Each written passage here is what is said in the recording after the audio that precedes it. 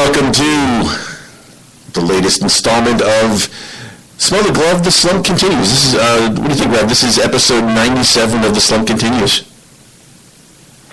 I don't know how we can keep going with this. It's going to be rough. It's going to be rough. Not that I feel bad, but I find it pretty funny. I love it.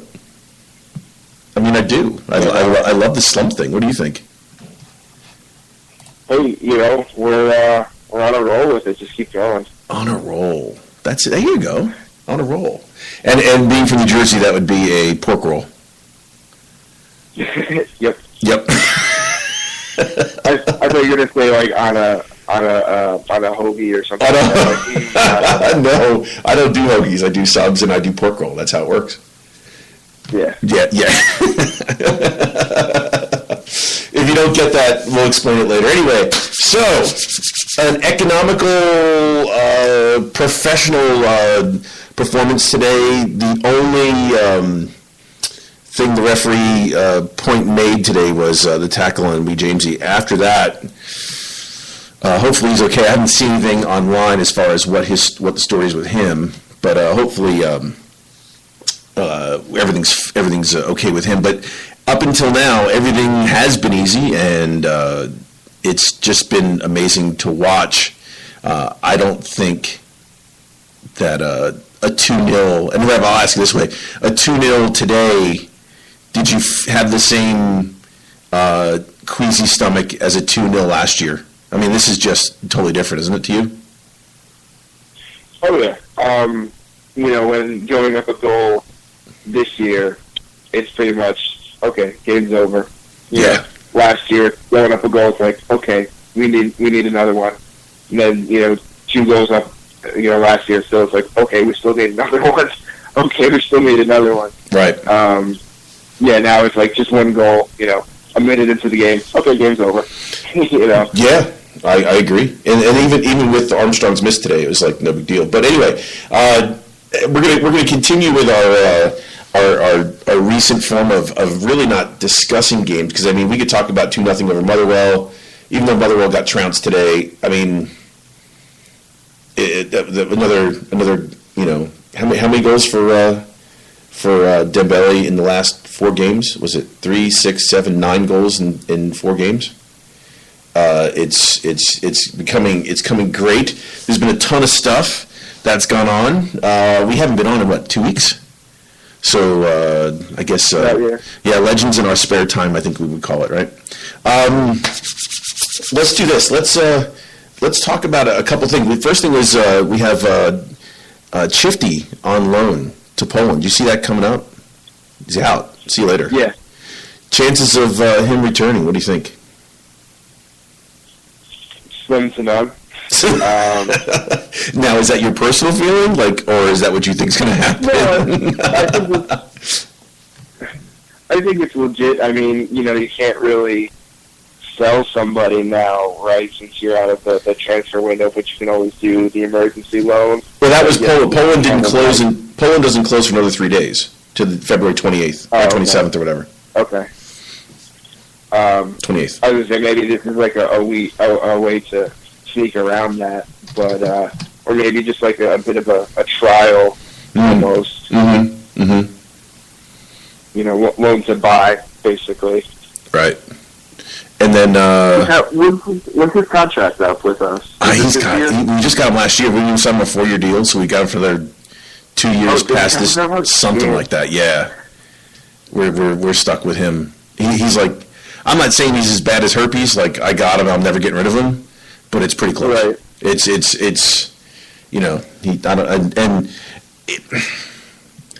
I don't even want to talk about him getting the number 7 jersey, but we'll just leave it at that. Anyway.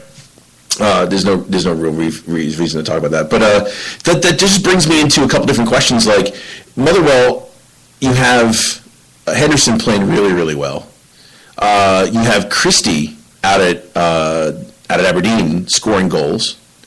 What does that do with the rest of our midfield? I mean, you have Allen. I mean, does Allen ever? Do you think Allen ever comes back? Or does he just get yeah? Did you see the goal Christie scored against for Aberdeen the other day? outside left foot, top of the box in the upper 90. Oh, first touch. Oof. I was never really big on him to begin with. Like, not gonna lie. So Yeah. I'm not. If he was younger, I'd say like, Yeah. oh yeah, sure, keep him around, see what we can develop. Yeah, and he's not younger, by the way. He was mid-20s. So I think he's kind of already past it. Like we can get guys in that are like way younger than that. So I really don't think, aside from the the piss take that he was a Huns fan. Right. I didn't really see him, adding to the team. There's really no value there. Well, he was decent, but not. There's no place for him now. Right. Surely no place for him now. Into the squad, there was no one that he was going to replace. Like, he wasn't going to knock somebody out of the team right away. He was depth at most. Just another warm body in the squad, and that was it. Yeah, one of a lot of warm bodies. Right. Yeah, just barely warm bodies. Another center midfielder in a team stacked with center midfielders. Yeah, that's exactly right. But then we saw Armstrong come back today, which was nice. But once again, this is the problem with what we've got in the midfield. I love Henderson. He pushes the ball forward. I would love to see, if without Rogic, I'd love to see Henderson and Armstrong together. The problem I've got is Baton just slows the game down. Baton, right. Whatever. Dude, it's like I'm humming along, and all of a sudden I hit a mud puddle, and everything just like stops, and I hit the airbag. It's just crazy. Everything just slows down, and then all of a sudden, when you get Rogic back and this Kawasi kid, if he's exactly what everyone says he is, I love that Henderson has played well. Christie's gone out there; he's done really, really well. You have Rogic, Armstrong, Baton's. He's going to be gone, don't you think? If this kid comes out exactly as he's supposed to be, because he's been playing and performing relatively well for the. I understand the development squad, but man, that's going to be one hell of a midfield Brennan's putting together. Yeah, no, I hope so, and that's what we need. Like, and we've gone back and forth on Baton a lot, especially lately. I liked him in the past, and then it seemed like his head was turned, or at least he just wasn't playing to his full potential. Because at least me personally, like, I forgot, like, he's got a great foot on him. Like, when he takes those shots from distance, and he can put them in the the top corner and stuff. Like, there's some beautiful shots that he can do. Mm-hmm.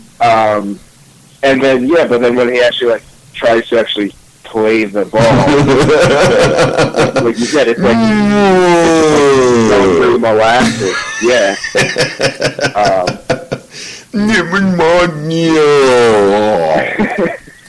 But at the same time, defensively, trying to stop playing stuff. Like, no, he's not a bad defensive player. No. But it's just like in that switching of the play, when he stops the other team and then transitions and gets the ball himself, and then tries to, bring the ball up to attack. That's where it gets bogged down. But if he were to I wouldn't switch him to be an attacking midfielder or anything like that. But if he happens to get the ball and he's already in position, he's got a sweet foot. You've talked yourself into a circle now. Yes, he does get a decent shot, and when he does finally get one, the problem is, as you said, when we're playing a game where we're playing against 11 people behind the ball, him slowing the ball down does not help anything. No. And that's where we're at with him. That's just basically it. Right. Yeah, it's just crazy to see it, and don't forget. We're doing this without Rogic. We're doing this exactly with only 0 or 1 striker. We're doing this with Armstrong missing for a while. We did this for a while with KT gone. This is... I don't think people are going to realize how impressive this is. No, because if you just read the squad list and the roster, and you go, "Oh, look at those teams compared to everyone else." We've dealt with our fair share of injuries. Yeah. So I just see the ability to go ahead and have Brendan move pieces and play chess with the squad. It's just it really is amazing. But I mean, he's going to have a lot of choice decisions to make depending on what he wants to bring in the summer. Considering he's going to have to choose between Christie, Allen, Henderson, Rogic, Armstrong, Kawase. Oof. I don't envy him, but I mean that's why he gets paid big bucks. Anyway, so speaking of which, the person we haven't talked about, Scott Sinclair. Mm-hmm. Let me ask you a question, and I mean this in all sincerity. And I've been thinking about this, considering number of goals, the way he's finishing, the way he's playing. Do you think he could get a sniff or an invite for an England call-up? I don't think so. If it was any other country, I would probably. But I'm being serious. Like, look at their past lives. Like, how many times were we saying like Gary Hooper, like just straight killing it, and we're like, how is he not getting a call up? Yeah. Or Fraser Forster, through his. But look at what he did. I mean, even against Barcelona, he was decent. It was really, really good. Right. Do you think he deserves? I haven't heard anyone talk about this at all, and I haven't mentioned it. I haven't seen it. I'm just looking at this, going, why shouldn't he?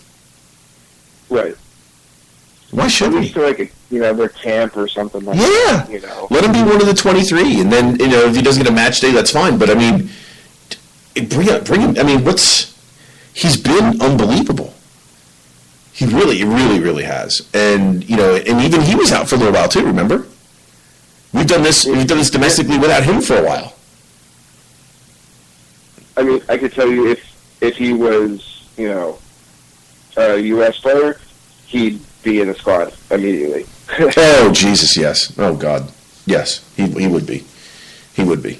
He would be without a doubt. But I'm just curious. I'm just waiting for. I'm waiting for Brendan to bring this up. I would love to hear him bring that up. I mean, he's done. Remember, Brendan's talked a lot about defending players. Mm-hmm. You know what I mean? He's done a really, really interesting job defending players. Especially, remember when DeBelly scored 3 against them? Mm-hmm. It's like, oh, no problem with no Griffiths today, and he's like, whoa, watch yourself. I thought that was cool. I mean, that was really, really good. I think he deserves some consideration. He really does. I mean, they're gonna say, oh, he sucks, but he's played really, really well, and. I would love that. His finishing has been really, really good. So, I mean, he just missed a goal today, but I really, really, really, really like what he's done. But anyway, so speaking of other players, what about, are you worried about Gordon and his contract at this point in time? That stalling? I wouldn't say worried, concerned maybe. I'm keeping my eye, on it a little bit, but I'm not worried. Well, I thought the last thing was that he did accept, or that he was, or okay, I guess I read that they, offered him a new thing, and I guess I just took that as he was taking it, that he accepted, the offer or whatever that they gave him, like last week or maybe a week and a half ago. Yeah. That they've been close, but no. The reason why I asked the question is because the other day Shevchenko was talking to media, and he had made a comment, and I'll read it. He goes, "Our preparations for the Champions League for next season started the day we were knocked out of this year's competition. We have a project in the Champions League for 4 or 5. We have a project. We have a project in the Champions League for the next 4 or 5 years. It's a natural part of being at a big club to do well in that tournament.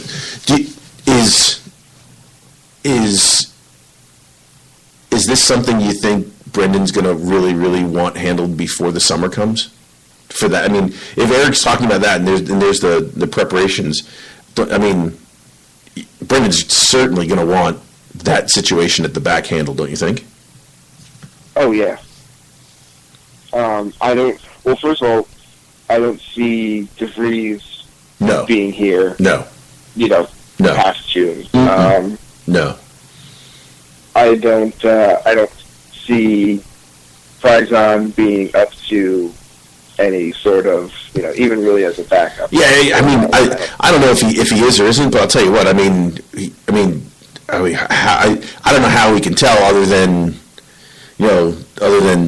what do we? How do you know? I mean, we've only seen him play in friendlies at the beginning of the season, and then he kind of like disappears. And you know what's funny? Remember last time we had a conversation? We talked about what would you want? Would you want a player like Tierney, or would you want to bring players in? I mean, could you imagine what would happen if we actually had a team of Tierneys and Faisons? The growing pains that would happen, and there'd be bodies jumping out of tenements in Glasgow right now, going, "Oh, we suck because we're not killing people," and the comments of "there's no ambition from the board." I mean, why are they only bringing in play? I mean, it sounds really cool to have a bunch of Tierneys playing, but that's not the reality, is it? Well, no, this is the kind of the pendulum has to swing. So there's a situation okay. Faison, let's just say for argument's sake, he's the future. But, and then again, for argument's sake, Gordon's leaving at the end of this year. Or if the contract just isn't being sorted out. So we need to bring in somebody now. So we'll bring in somebody, not young, not in his 30s, but maybe, mid-late 20s. Yeah. And who's good enough, Yeah. And maybe Forster, Gordon, kind of better than we expected kind of thing. Not diamond in the rough or anything like that, but just someone who someone who we think does the job. They might turn out better than we expected, something like that. So we bring somebody in, and they are basically a placeholder kind of deal for now. Yeah. For the guy from 4 years. Yeah, they're trying to get the guy from Rennes, I believe. Oh yeah. Yeah, it's one of the French internationals. Yeah. Yeah. So something like that. Bring them in for 3-4 years. But doesn't that make Brad, doesn't that make it almost impossible for a kid to come from the almost impossible to come up from the academy?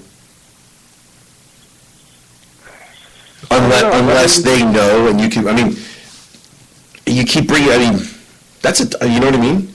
Unless they know. I mean, that they don't have anyone for that spot.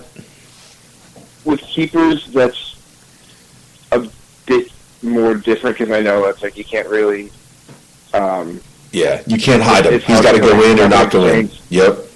Right. And I'll default to you on that because you got more experience dealing with keepers, obviously. So, it's not a regular position player. Yeah, he's not really a footballer. That's right. Yes.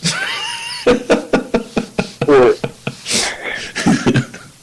if it's a center back, it's you have two positions basically where you can play. Yeah. But no, yeah. So that's a little harder to do. But I don't know. I think between cup games and friendlies and 38 league games a year and stuff. Yeah, a lot of other teams do it. Yeah. Yeah, a lot of other teams do it. Yeah. But there's a big. I mean, did you see Fraser Forster's comments about Celtic this week, where he said the one thing that you couldn't do at Celtic that you can do anywhere else is lose. The mentality between the fans and everything else. Yeah, he came right out and said it, which I thought was really interesting. Because the reason why I wanted to bring this up, especially about what Sinchenko said and these players and everything else, which is the whole idea of this opening part here is, I mean, there's no way the fans are going to let anyone believe for a minute that a draw is okay.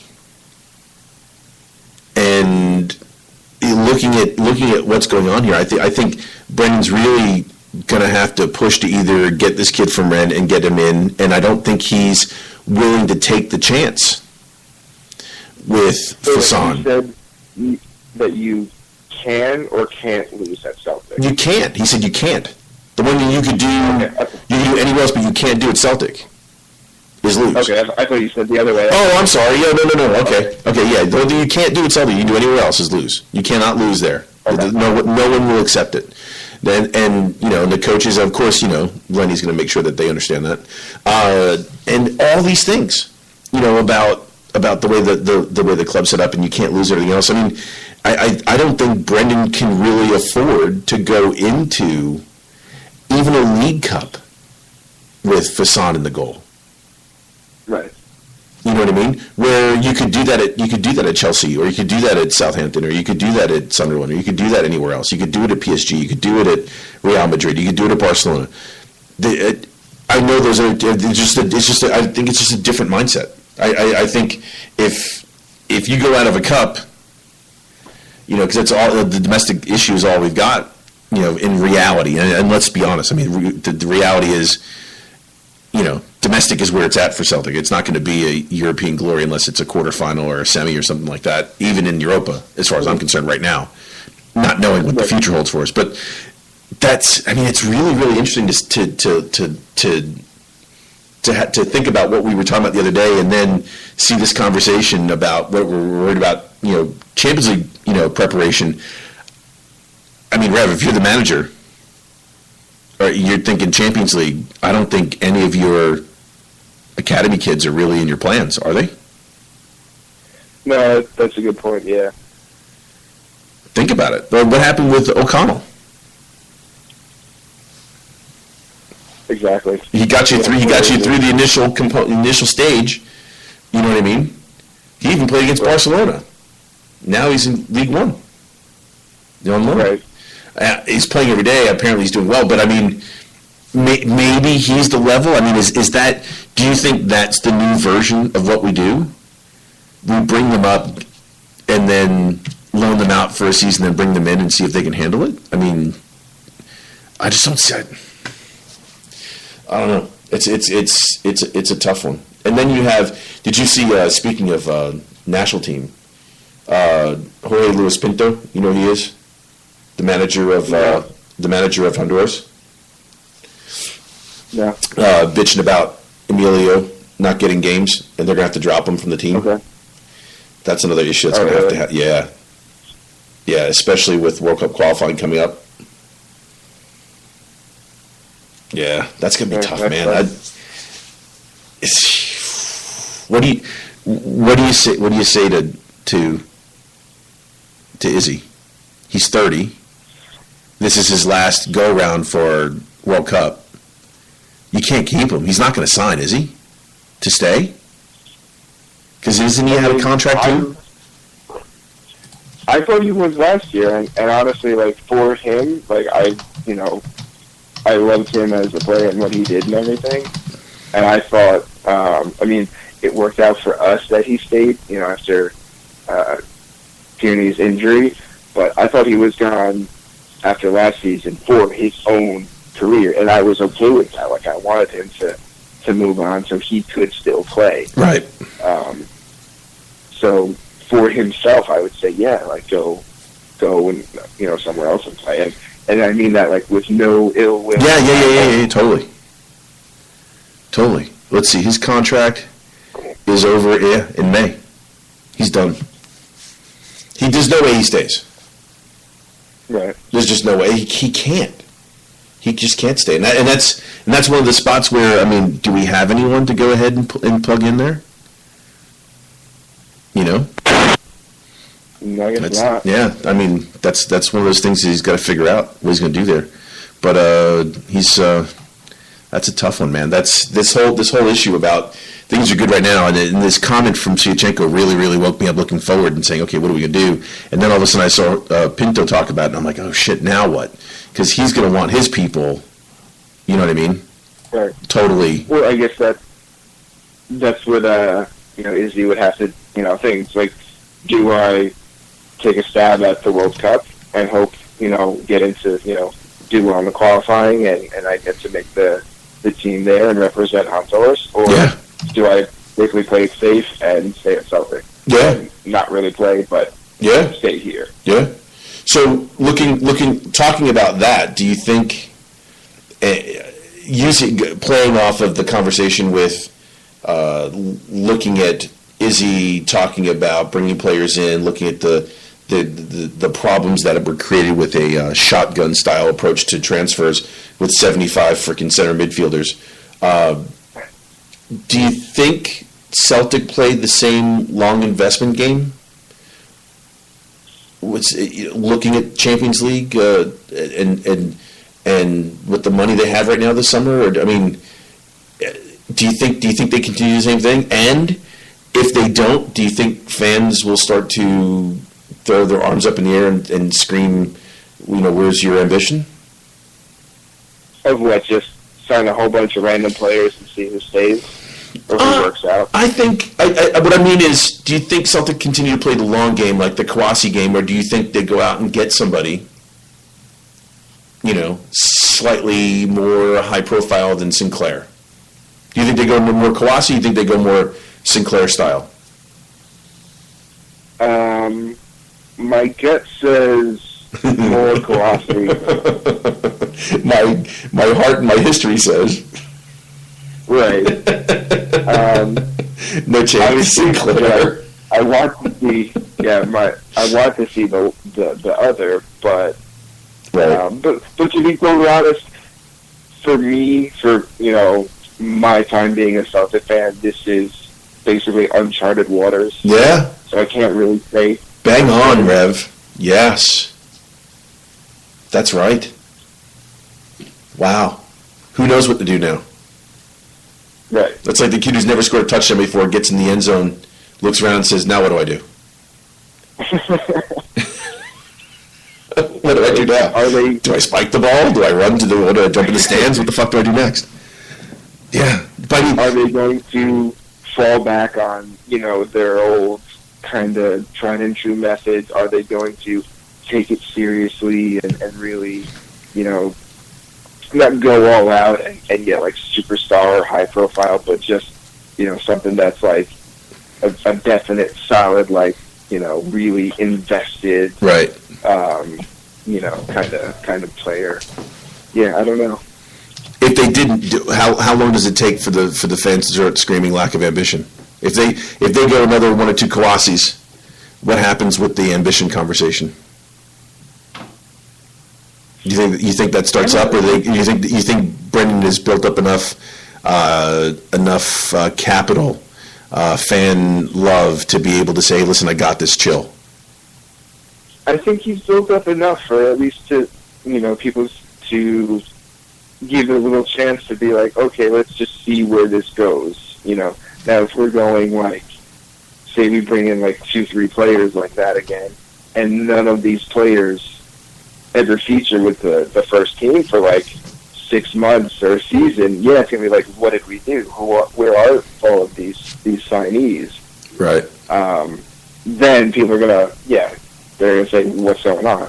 But if we actually start to see them, then I don't think it'll be a problem. Yeah. Or if we see them and they turn out to be, shit players. That's the problem that we're going to run into down the road. I think we're going to run into the whole conversation of lack of ambition, and if one of them doesn't work out, then that's going to be an absolute throw your arms up in the air and then complain, especially if it's just one.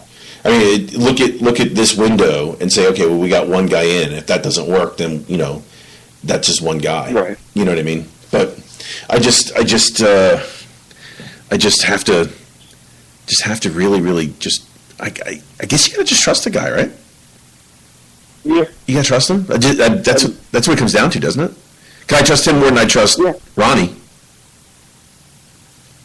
Well, like you just said, bringing one guy, and that's kind of the problem with bringing in just one player. If that one player, for whatever reason, doesn't work out, if it's the chemistry, the atmosphere just doesn't get settled, could be, no matter how well the scouting is, there could be anything that just, some unforeseen thing that they just don't gel with the team. Yeah.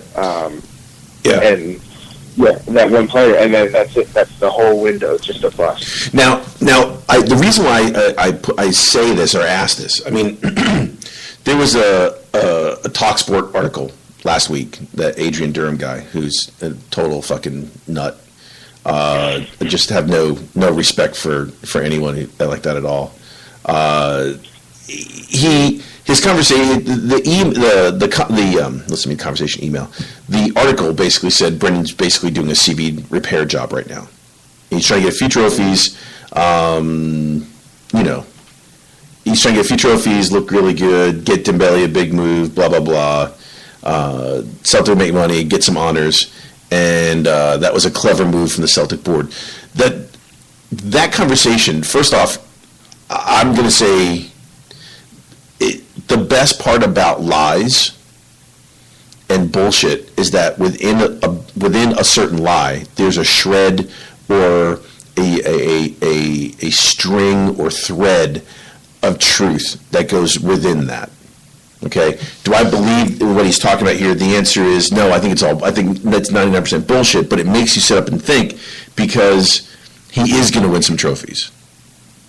Is it a CV repair job? I don't know, but I do know this, and the reason why I say this, because Durham put out this article, and in one of my favorite comments of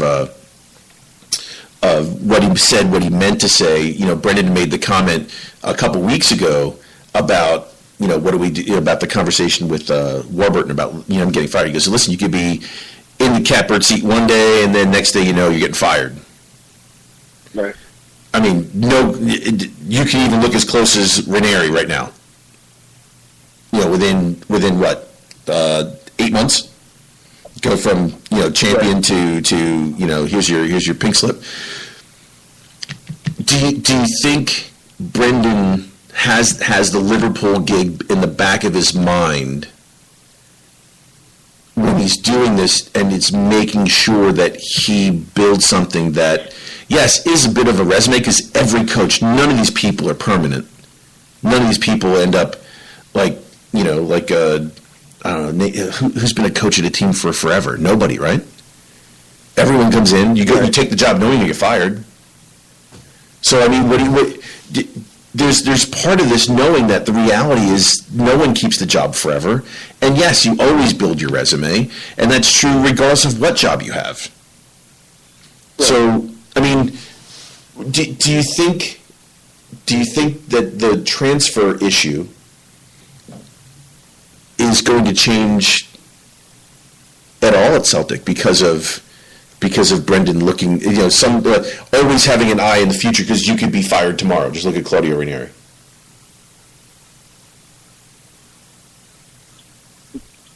Do I think that the way we do our transfer business will change because of Brendan Rodgers?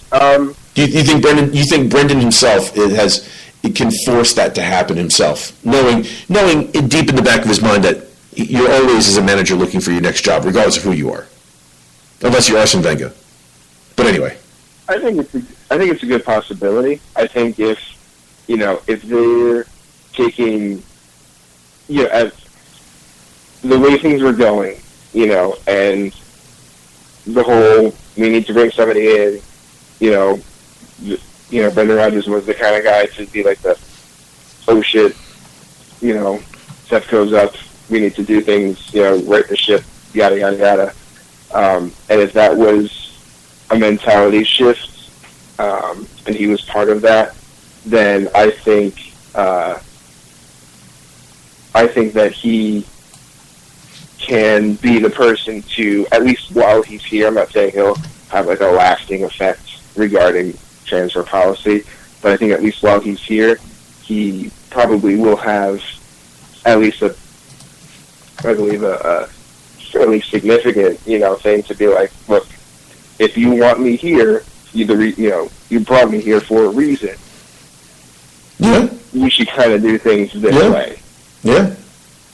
Okay. So let me ask you this. So this is what he said. In another comment about supporters, which of course him saying supporters. I love supporters. Supporters. Anyway, he says. Quick aside. Him saying situation. I like that. Situation. Yeah, they always say that. Yeah. For us to hear that, it's like aluminium. Anyway, there are three types. There's three types of supporters. The first type will absolutely love you because you're the manager of Celtic. It doesn't matter what you do; they'll give you the shirts. They'll give you shirts and want you to sign everything. The second group are okay. We'll give you a chance and let's see how you do. See if you win games, and I'll decide. The third group. That's the group who, if you won 5, they'll say you should have won 7. If you won 5-2, why did you let the 2 goals in? You can never win. What do you think he meant to say? If he said that, what do you think he meant to say? About the last group, but there's some that no matter what. Because he loves the first group. The second group is fair. The third one is they're just gonna fucking poo-poo you no matter what. Yeah. So I don't care. Do you think he really cares? I mean, he may say he cares, but I think that comment there just means he really doesn't give a shit about what the supporters say. If he puts him in 3 groups, he cares about group 1. Group 2, he's like, okay, yeah, whatever. Group 3 is like, I really don't give a shit. I don't have rabbit ears. But he's been around. He's a professional manager. And he knows the deal. He knows that there's some people that no matter what, you're not going to win them over. They're not going to like you, so you can't please everybody. Yeah, you can't. You can't, and I love that. But you know what though? How big when he makes comments like this? Pulling on the training kit for the first time felt like when I first put on my Celtic kit that Santa brought me when I was younger. Dude, when you make comments like that. Does that reduce the number of people in the third group? I could see it going both ways, to be honest. I could see people being like... whatever. Some people be like, oh, yeah, there you go, and say, like, okay, he's one of us. And I could see people being like, that's just fucking bad. Right? You mean like we were saying at the very beginning? Right. Remember? Yeah. Talk to y'all. Do you believe what he's saying ever? Do you believe what he's saying about this? When he says stuff like that, do you honestly believe it? I can. Like, I don't. I honestly like his personal history. I don't. Still to this day, I don't really know it. His backstory and stuff. So I can't say. But too many times, like, look at, Robbie Keane. When he was a kid in Ireland, he grew up wanting to wear LA Galaxy jerseys. Is that what you're saying? I was going to say that. He always wanted to play for the LA Galaxy. Like, come on. My favorite things about Robbie Keane, when he went to LA, he was bent because there was a picture of a bunch of people at a Laker game. And they took a picture of a bunch of them on courtside, and they mentioned in the LA Times next day they mentioned 3 people of the 4, and he wasn't one of them. Oh really? Here's a picture of blah blah blah blah blah blah blah blah blah at the Lakers game, and Robbie Keane's right there, like holding arms to all of them. They didn't fucking either know who he was or cared.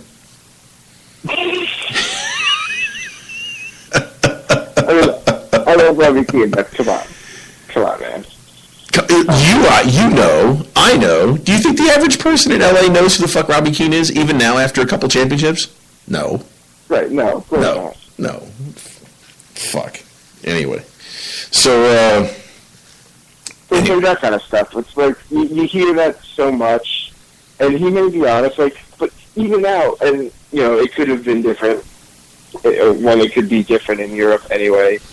And it could have been different, 30, 40 years ago. Right. But, like, how many times do you see, I mean, you're a soccer dad, how many times you see kids who have 10 different kits from 10 different teams. So it's like, you can it's have TV. a kid. But there's a big difference between kids today in the U.S. For TV purposes versus, I'm going to assume, Robbie Keane at his age in Ireland. Right. That's what I just said. Like, it could have been totally different, 30, 40 years ago. Yeah. But that's what I mean. Like, I see that now, yeah. But I think of that, it's like, you could be a fan of this team. Yeah, you could have had a jersey from this team, but you also could have had a jersey from X team, Y team, at the same time. Yeah, yeah. It's funny, you say that, but walking through the airport last week on my way back home from Florida, I saw probably 4 or 5 different European jerseys in the airport in Atlanta. Yeah. So it's beginning. The shirt culture is beginning to really, really become more of a thing here. It really is.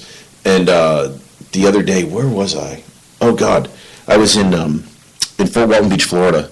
Getting off the airplane on Thursday when I got down to Florida, and I had the white training jacket on, and this guy comes up to me and goes, "Oh, are you a Celtic fan?" I'm like, "Yeah." He goes, "Oh man, don't you just love it when they just keep winning?" I'm like, "Yeah, why?" He goes, "Me too. And by the way, fuck the Rangers." And he walked off. I was like, yes! In the middle of nowhere in West Florida, in the Panhandle, this guy was, "Yeah, fuck the Rangers." I'm like, "Really?" He's like, "Yeah, fuck them." And he just walked off. It was the most random conversation I've ever had in my life. "Oh, yeah, fuck them." I'm like, "Yeah, fuck them. I'm with you." Okay, awesome. I usually don't see that jacket a lot. I don't see that shirt out there a lot. I'm sick and tired of watching all these EPL things. This guy, American accent, I have no idea who the hell he was. He came and left me like it was in the middle of the night, and I have no idea, but I was just in shock because I just stood there eyes wide open going, "Oh, okay, yeah, fuck the Rangers."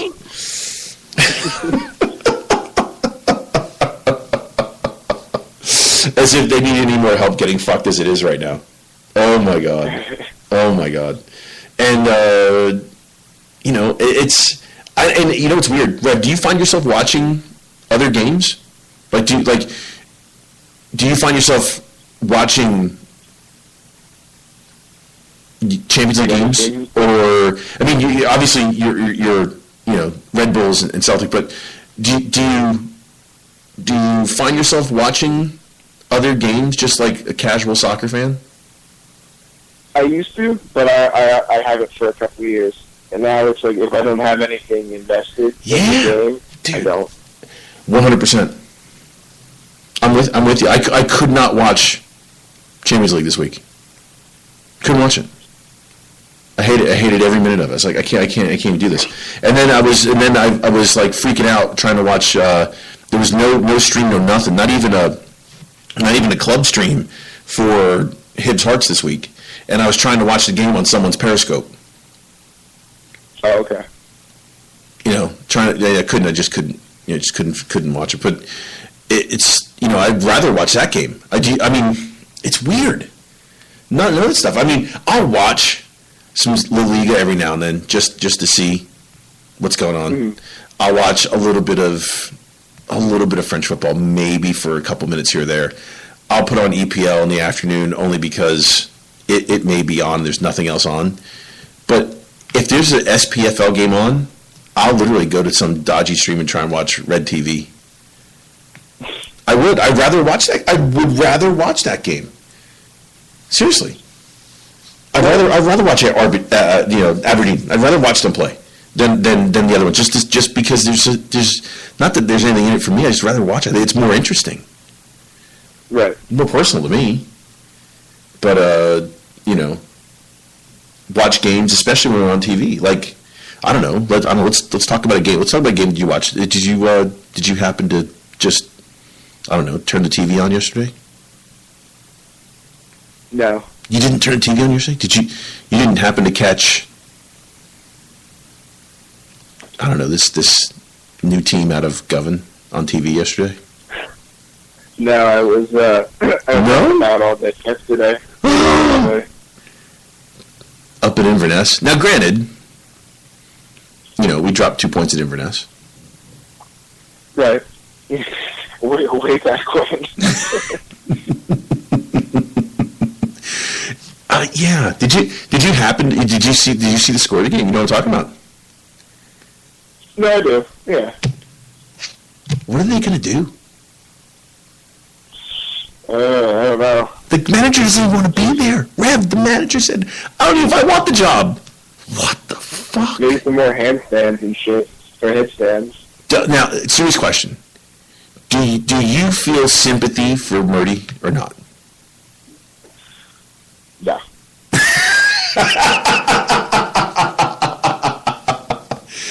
Like, as another human being? Do I what? No sympathy for like a human being at all. No sympathy at all. No, like you took the job. Like that's it. You gave up all. He didn't want the job. He still took it. Oh my God. He didn't want the job. It's like the Nuremberg defense. Like you can't just say you're just following orders. No, sorry. Did you just compare taking the Rangers job and using the Nuremberg defense?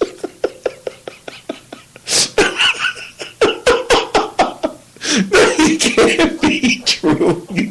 Please tell me you didn't say that. Did I hear you right? Yeah. Oh my God. I feel bad. I literally do feel bad for the guy. I do. I mean, look at him. And I just happened to catch, after the game is on live here in the U.S. on Fox Soccer Plus, and then I happened to catch on Mobjar the end of BT Sports coverage. And oh my God, the guy's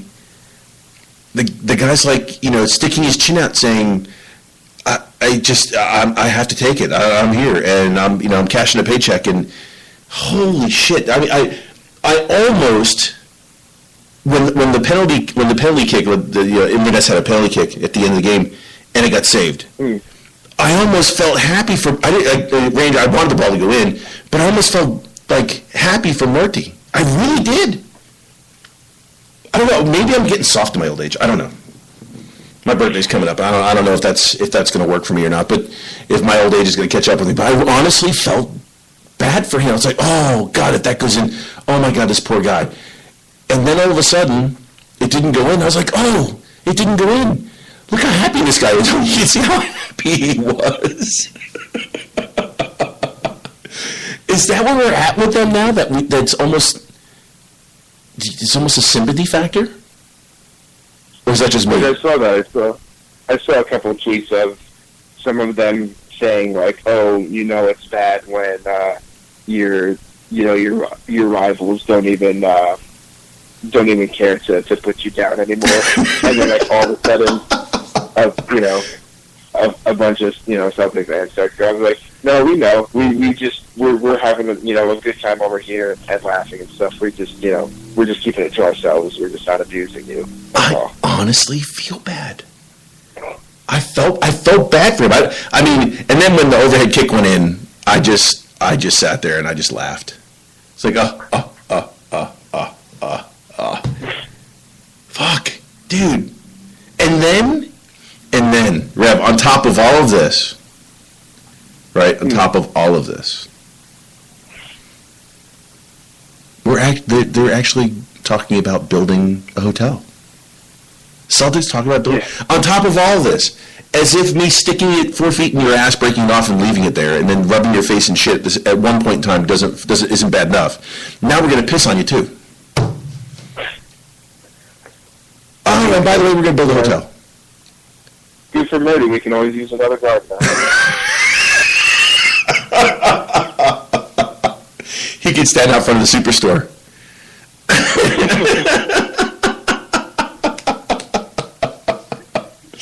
Come on, I mean, I really feel bad.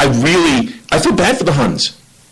I mean, some of the comments are just funny because it's like, oh, Brendan Rodgers should take the Leicester job and take Dembele with him is one of the comments I saw this morning.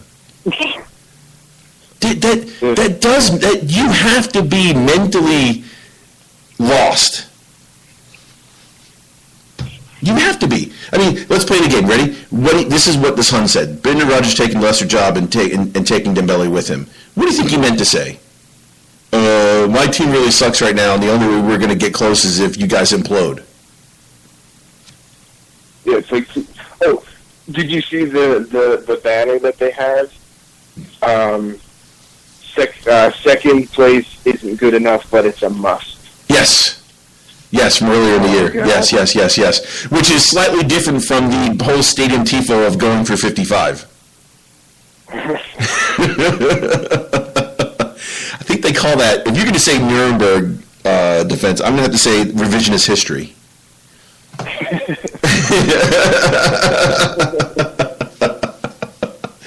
Oh, man, it is nuts. It is nuts. And then we're going to build a hotel. And have you been to? Have you been to? Is there at the Red Bulls stadium? Is there a stadium tour / trophy thing that Red Bulls have? Kind of, sort of. I mean, in like the kind of like the clubby area, VIP lounge area, there's like, the little cabinet thing, and I don't know if you can go in it on non-game days for tours. I honestly don't know. Got it. But I know on game days, yes, you can. Oh, like Yankee Stadium has a Monument Park, you can go through that on game day, yeah. Because I asked because one of the things about the hotel was to actually build a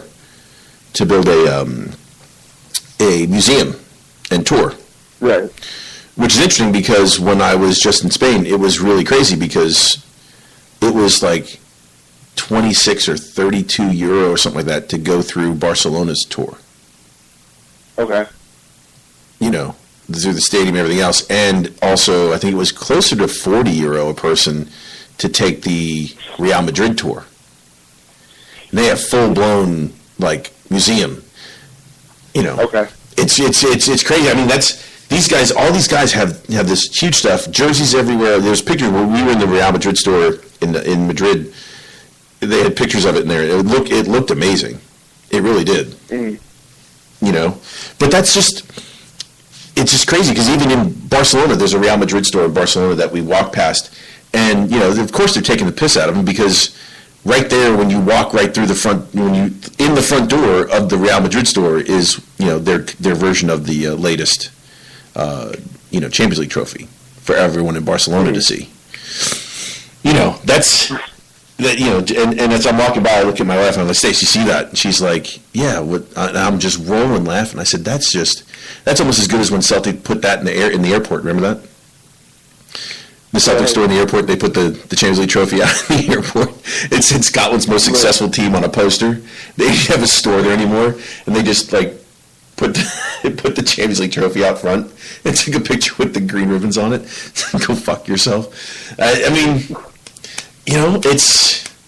it's pretty crazy, man. It is. This is going from strength to strength, and if you think about it, I mean, I don't think Celtic would actually own the hotel. I think what they're doing is just going ahead and getting the variance to be able to do it. They'd have to. Don't you think they'd have to bring in, or would bring in, an investor, a hotel company to do something like that, a company that would actually build and manage? I don't think Celtic wants to actually own a hotel. Do you think? Probably not. But it makes sense. I mean, some of the names are pretty cool. Have you seen some of the names on Twitter? Yeah. Which one did you tell me? Which one did you say? I hadn't seen that one. I like the Radisson. The Radisson. The R.A. Radisson. Was the one I saw. Caesar's Palace.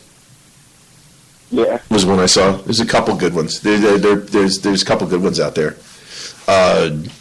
What would be some of the drinks you think they'd serve in the hotel lobby bar? Yeah, I have one, right? Instead of the hemlock, they call it the humlock. Have a hunlock. You just go ahead and have one and kill yourself. Where you go, ready? The zombie. The zombie. How about the heated driveway? Fireball and Buckfast.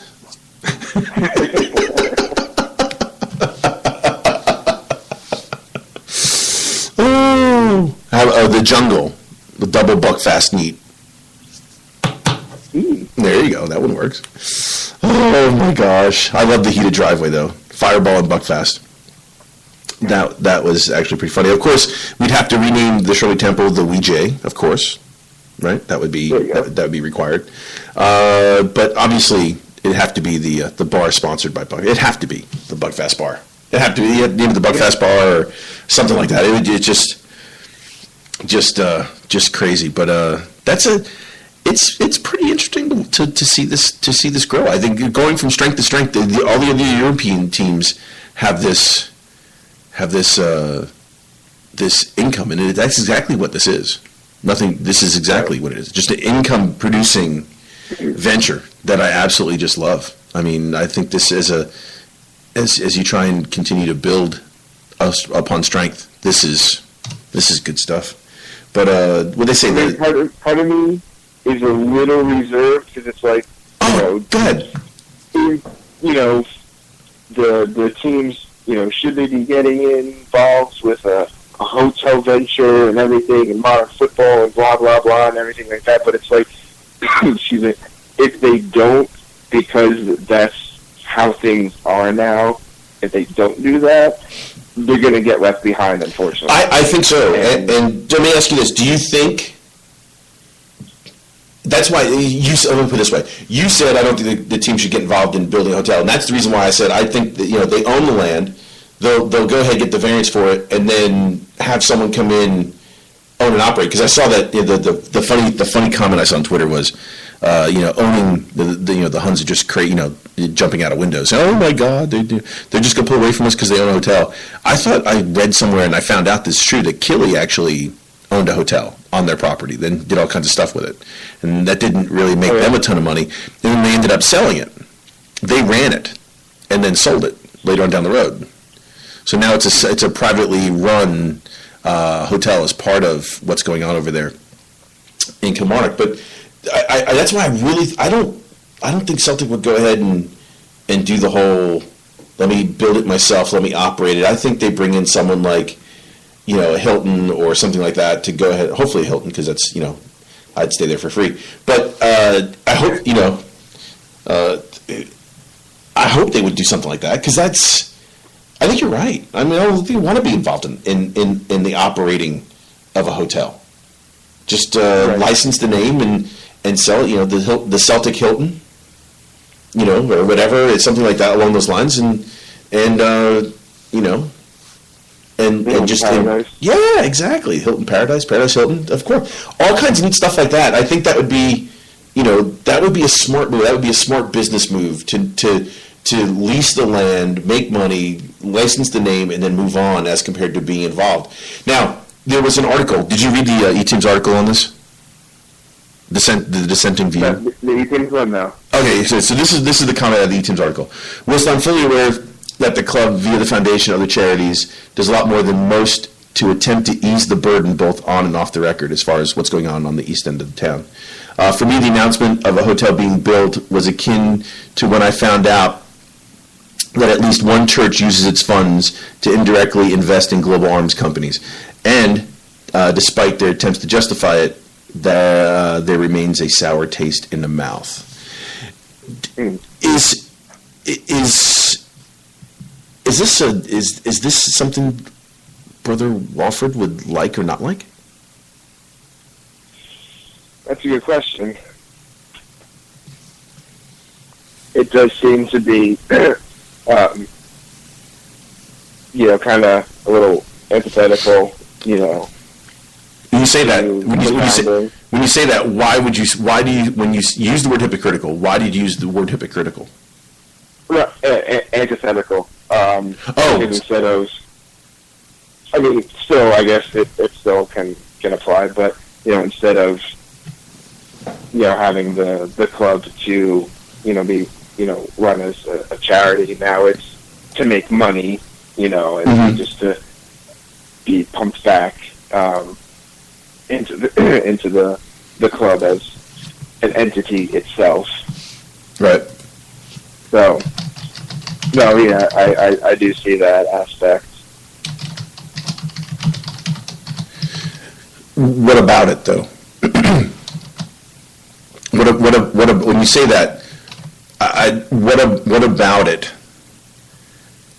makes you say that? Well, I mean, now if we're, say with the hotel itself, people are paying to be under, stay under a roof instead of, and even say to, say pay for food, at like the restaurant. I'm sure that's going to be in there and everything like that. Instead of the opposite of the club, having the money to, do like food banks and stuff and maintenance of the the dinner table and everything. So let me ask you this then: if the club owns the land, gets the variance, owns the land, leases, and then gets paid to utilize the crest to be on the hotel and everything else that goes in it, and then gets a profit out of it, does that change anything for you as compared to building and spending the money on building their own hotel and all that other stuff? Yeah, I mean, it's kind of, I'm going to say, like, sneakily, like, kind of working around it, but, I mean, it's basically the same thing in the end. Do you really think so? I guess, I mean, it's kind of, it's, yeah. But, I mean, it's, okay, if through, by in the grand scheme of things, by the end of it, if they're making a profit and everything, and then now with that profit, contributing more into charities and everything like that, the foundation and everything like that. I guess it kind of can offset. You know what I mean? Then let me ask you this. What's the difference between that and then selling the crest to be put on New Balance shirts to be sold out across the world?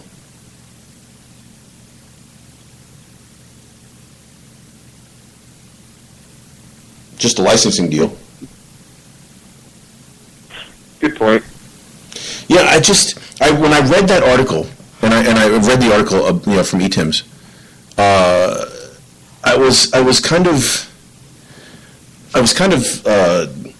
I wouldn't say irritated. I realized there's always a dissenting opinion. And I think when you go back to Brendan's points about 3 sets of fans, that's a great example. Mm-hmm. That's a great example. Mm-hmm.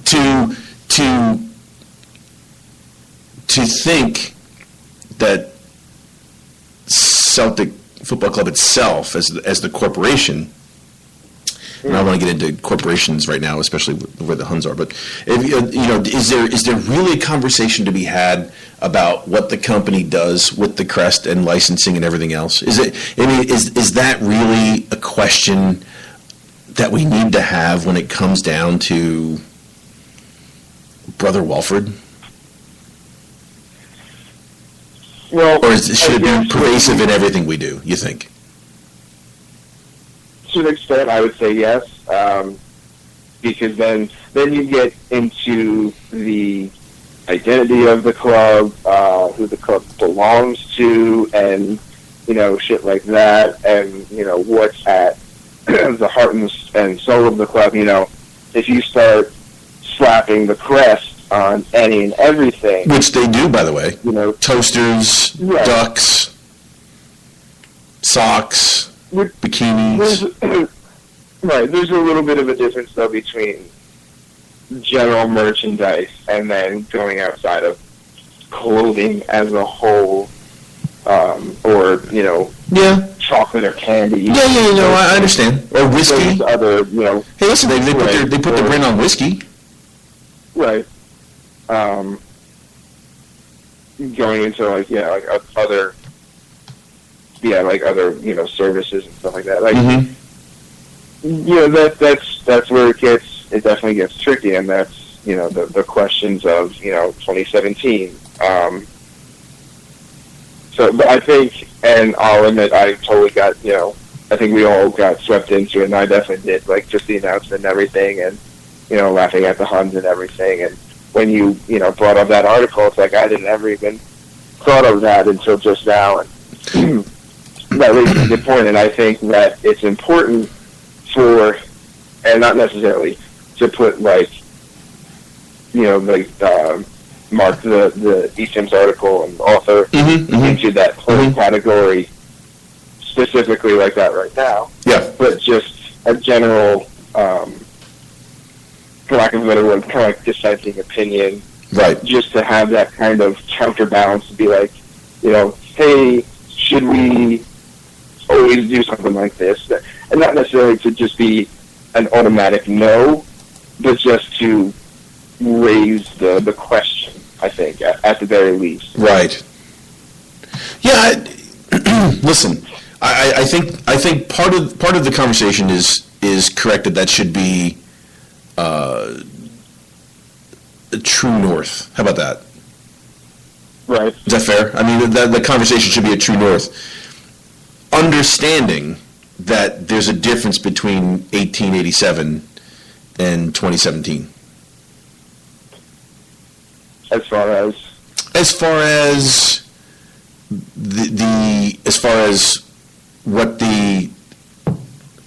how the goals of the club have become, we'll call them dualized. There's two goals. I mean, at this point in time, let's just be honest. The club has to serve two masters at this point in time, don't you think? Yeah. There's the people that want the club to win, and there's a component to that. Whether or not it's 51% Walford and 49% wanting to win. Right. If the club said, "Listen, we're not going to spend any players. We're going to put all into the east side of Glasgow, the next £30 million to do XYZ," there would be this gloating from the fans that this is wonderful, and then the product on the field would be a different question, don't you think? Don't that's kind of weird, isn't it? No, there's definitely a balance that would have to be done. Yeah. Because then the answer to that is if and I hate to use this term now, especially in this context, but if the product on the field then suffers because of that, that would affect the future income of the team, which could then affect how much money could then come into the community. And if we go back to Brendan's original comment, there's three types of fans. Right. Yeah. Yeah. So no, it's definitely a tightrope walk. It is. To be done very carefully. And that's why I understand the Tim's article. I get it. I do. I understand that is what people want to consider to be the true north. I also am a realist about what game they're playing, as far as not just being a club for the East End of Glasgow, but also being a global club and having fans around the world that they also want to please too. So, well, and there's other aspects to it too, and it could be more of like a PR campaign too. But like I saw, with the foundation, they got a whole bunch of kits that they donated. Yeah, in Africa again. Kits. Yeah. Right. Yeah. So they have the pictures, but at the same time, it's like, okay, that's great, but they were old kits that were donated, so it's like they weren't going to sell anyway. I mean, what were they going to do? Throw them away? No, of course not. So they're going to donate them. So it's like, hey, listen, it's not as bad as the NFL this year. What's that? Not as bad as the NFL this year. Why? Because the NFL destroyed the the NFL makes 2 sets of jerseys, right? Or 2 sets of championship T-shirts for the Super Bowl. Yeah. Okay. Yeah. They destroyed the Falcons ones. They did not really? donate them. Yeah. I didn't know that. Yeah. Because that's one of my favorite memes ever. The little African kid who who says, "What do you mean? Right.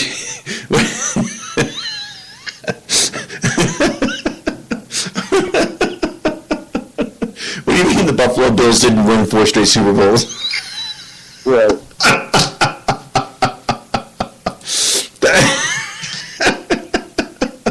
That is awesome. But anyway, you have to understand the NFL usually when they produce 2 sets of T-shirts, they donate one to to underprivileged kids or the country or whatever. But it's always, Rev, back me up on this, it's always where there's no media coverage of the process.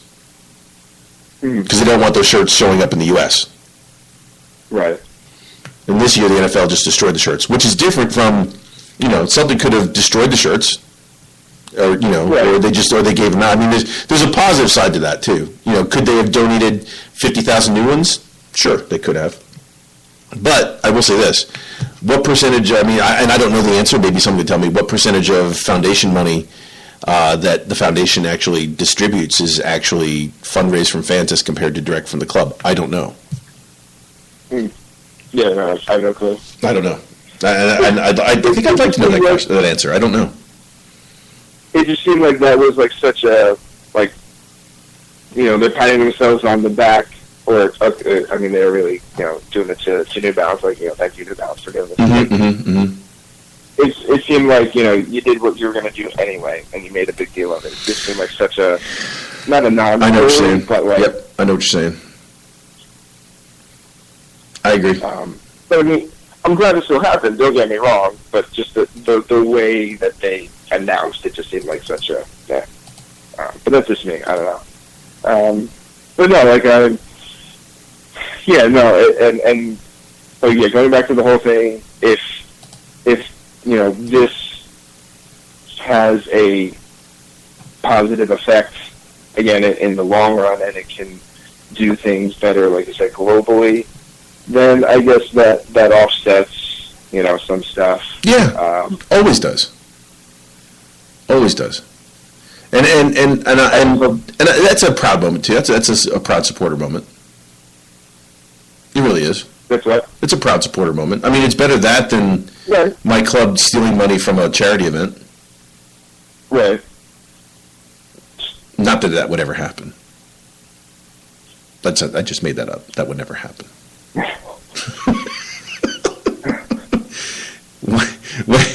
When you can't make shit up because it actually happens. Oh my God, that's it's just crazy. Anyway, so Rev, what else you got, bud? Anything else you want to add to that? You want to jog on or Yaldies? You want to add to that?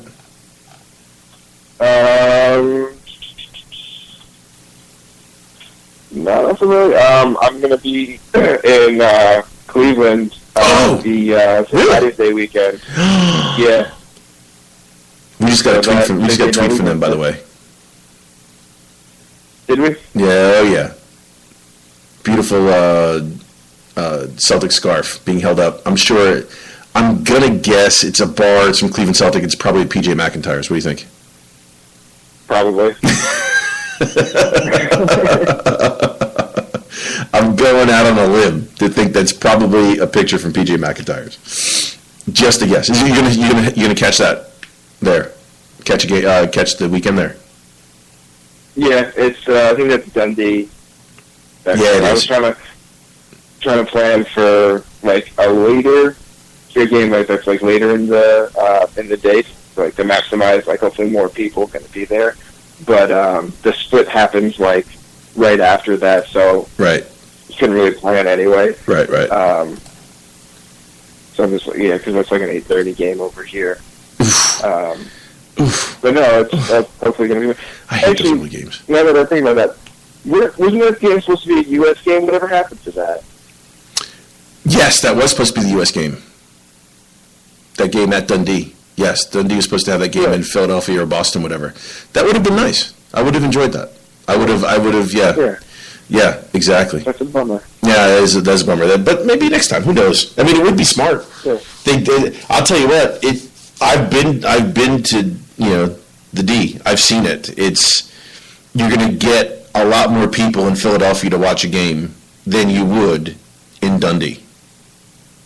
Oh yeah, absolutely. I've been there. I can guarantee you from my own eyes, Celtic away to Dundee, that you would get more people to watch the game in Philadelphia. Just casual soccer supporters in the U.S. showing up to watch an SPFL game would be more than the entirety of all Dundee fans showing up to their game in Dundee.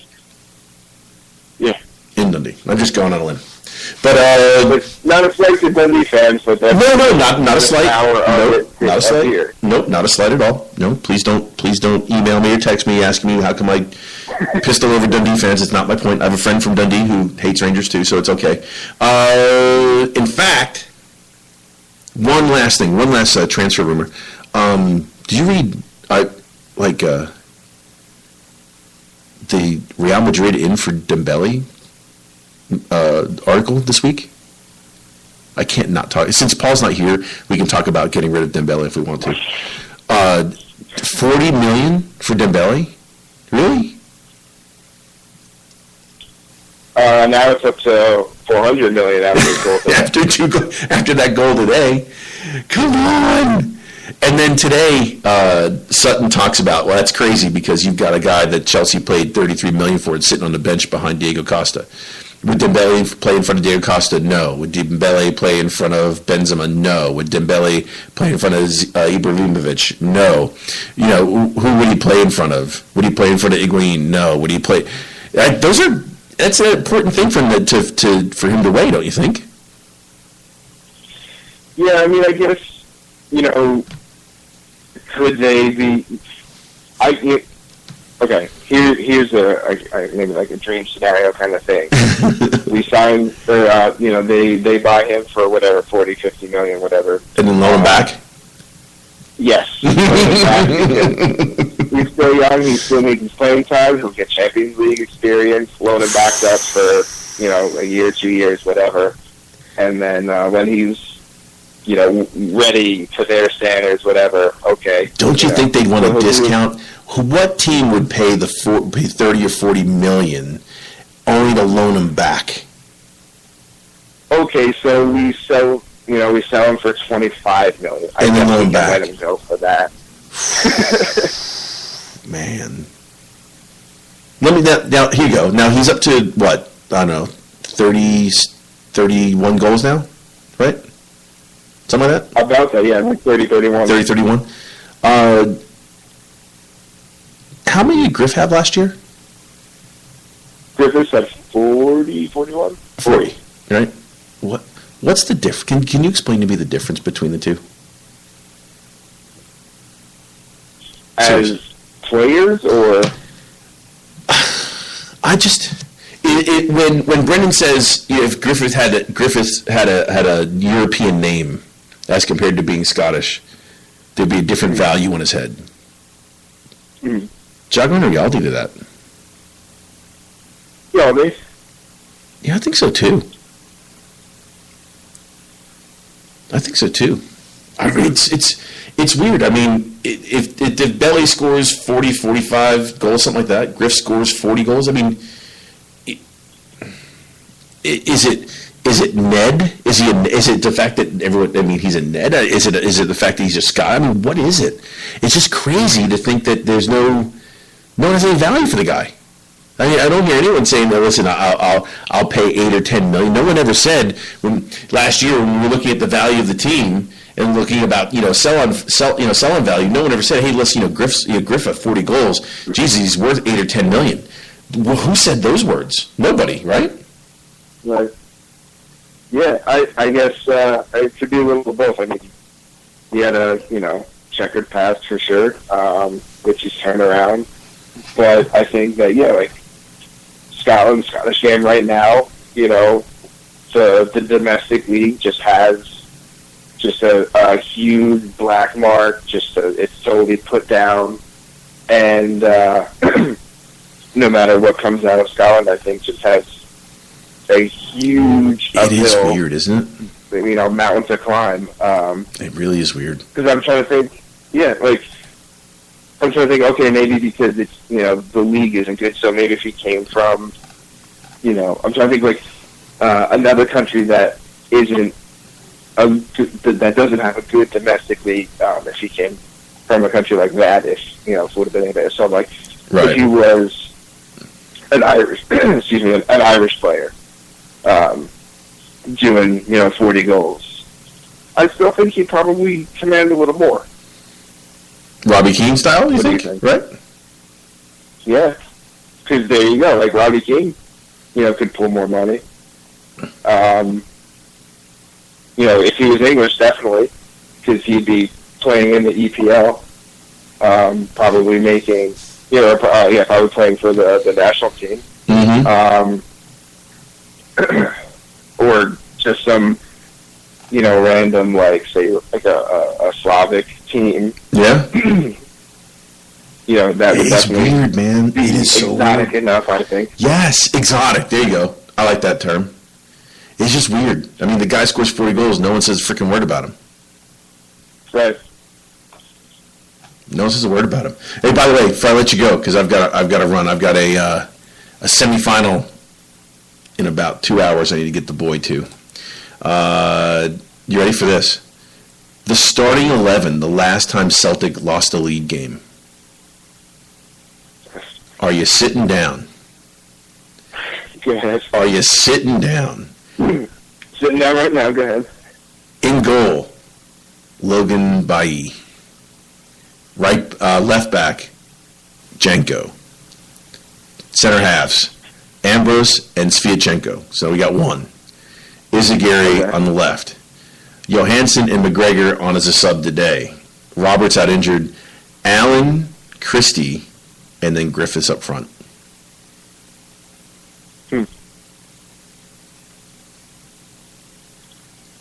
Wow.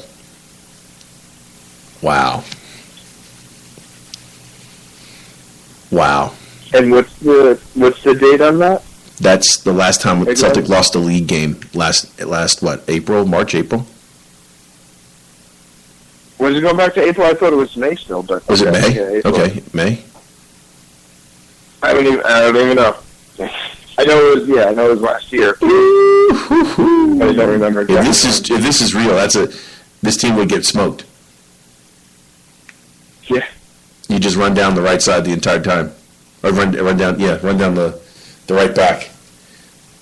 Johansson wasn't playing defense for anybody because you had no Brown. Yeah, it's May because no Brown. Yep. Wow. Scott Allen must play. Wow.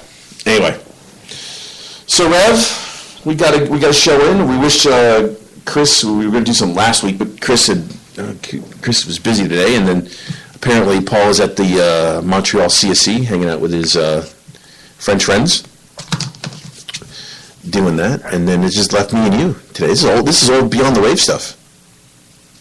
Basically, yeah. Not quite the same, but it kind of gives you that feeling. The old 2011, 2012 stuff. Whew, it takes you way back. Anyway, what you got else going on this week? We got a game. Who do we play next, by the way? Do you know? Who do we play next? Let me see. Celtic fixtures in Inverness on Wednesday. Oh, you have a week game. No, really? Yeah. Sweet. Yep. And then we have St. Mirren on Sunday. St. Mirren on Sunday. Okay, so we have a week That's the game. week up. Okay, midweek against Inverness. Go up there. Tell you what, is that a slippery slope? Is that a banana peel? Inverness midweek. They haven't been played since Friday. They have an extra day off. They just Granted, I mean, listen, they did beat Sevco, and Sevco's a relatively new team. They're a young squad. But I mean, the team is young, but not the players. I mean, the average player on there is 82. But does that one worry you?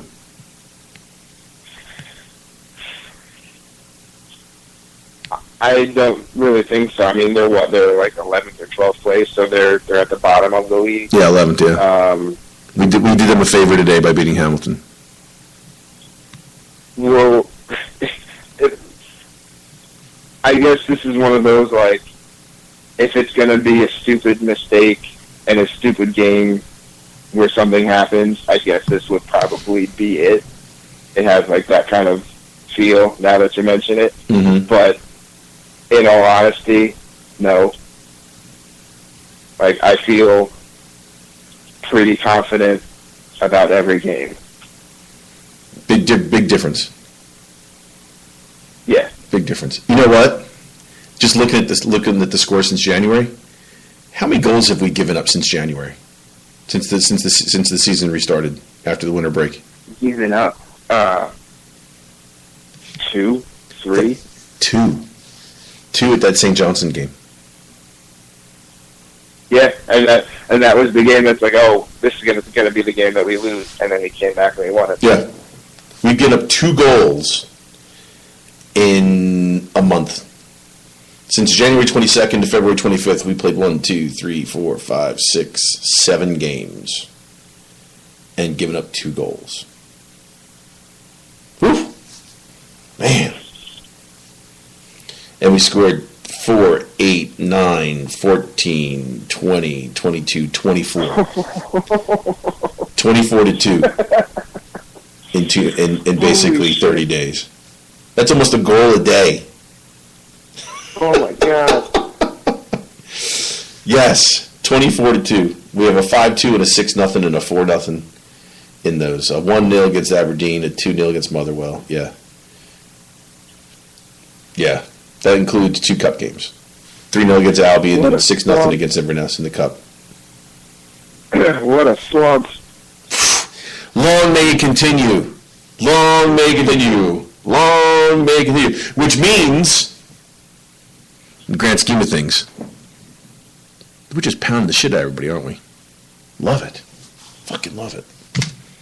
I love it. Just enough of a twinge today to make my stomach go, ooh, come on, let's score a goal. Especially after, Armstrong missed that sitter. But he made it worthwhile. What did you think of his return today? Okay, no big deal. Good. I didn't get to see it. Yeah. Remember? It was all right. I'm glad he's back. But yeah. Yeah, no, I just yeah, it was all right. It was okay. I think once again, him in Baton's role and then Rogic up front, I like. That moves that squad really, really fast at the middle, but we'll get there. Little time. We got about Rogic gets back in about 3-4 weeks? Isn't that the story? Right? I wasn't expecting him back till like the end of the season. I thought he was supposed to basically be out. Was he having surgery? Yeah, he had surgery. He was supposed to be out 8 weeks, but that was from January. January, February. Oh, okay. Hopefully soon he starts training. Hopefully. But anyway. I thought it was saying like 3 months or something, so I thought he was done. Oh, I thought he said 8 weeks. Okay, maybe it's not until April. But that's fine. We've got a couple of cup games coming up. At that point in time, we need to go ahead and handle too. You know what I mean? So that's another. We got to win this game against St. Mirren. Yeah. So that would be nice if that game against St. Mirren would be nice. That would get us at least into a semifinal, and then from there, who knows what happens. But anyway, so anything else you want to do? Take the piss out of Rangers for before we, or the team formerly known as Prince/Rangers. Anything else you want to make fun of them for? Or you just feel bad for honestly, they just keep putting it on themselves. Like, we don't have to do anything. We really don't. Stand back. Let them, just watch. Just wait for them to, it's like, what are they going to do this week to hurt themselves. There's really not. I can't even get it out. There's really nothing more they can do other than just be themselves. Like, I can't wait. It's like, wait, just give me a minute. Let me get some more popcorn. I'm running out of popcorn. I know. Okay, go back. I know. They are the gift that keeps giving. I mean, I find it hard to be mad at them. I just feel, not that I feel bad. There's this empathy for Graham Murray. That's the only thing I've got. I look at him and I go, dude, I know he doesn't want to be there. I know he doesn't. He doesn't. This was not when you. It's like when I see him. You know what I see? I see the guy who's a virgin who finally had sex for the first time, and it just wasn't what he thought it was going to be. He's sitting there going, I wanted to, and I just kind of, I never made it to that point. She touched me, and that's what happened. He just never made it to that point where it was enjoyable. Did you see the one tweet yesterday? Like from the one honey, he's just like, I was watching the game, and I heard my mom coming in, upstairs into my room, so I switched it over to porn because that was less embarrassing. I switched it over to porn because it's less embarrassing than someone know I'm watching Rangers.